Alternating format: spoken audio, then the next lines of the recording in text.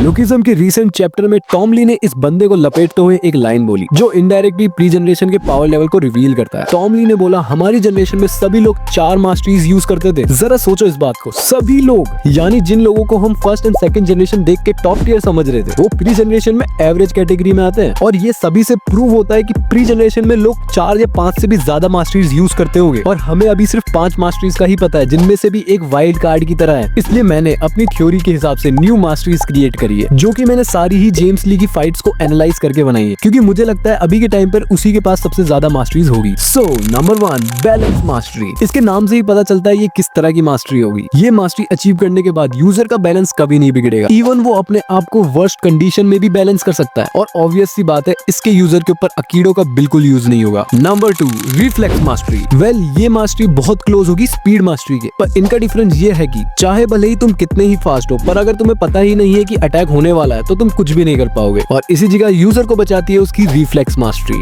और हाँ, इसके यूजर पे कभी भी एम्बुश काम नहीं करेगा। Number 3, luck. हाँ, ये कोई मास्टरी तो नहीं होगी, पर ये भी कन्विक्शन की तरह वाइल्ड कार्ड होगी मास्टरीज के बीच। और जैसा कि मैंने कहा था, ये सभी मास्टरीज मैंने जेम्स ली की फाइट्स को देखकर बनाई है, इसलिए मेरे पास पॉइंट्स है कि ये मास्टरी रियल में एग्जिस्ट करती है। फर्स्ट, 4 किंग्स के हत्थे चढ़ा पर जग्योना की वजह से बच गया। सेकंड, गन के हत्थे चढ़ा पर इनके पता नहीं कई जची कि इनने फाइट ही नहीं करी। Third, second body Daniel with ultra instinct, उसके भी हत्थे चढ़ा पर गन बीच में आ गया और ये फिर बच गया। तो ये लक नहीं है तो क्या है?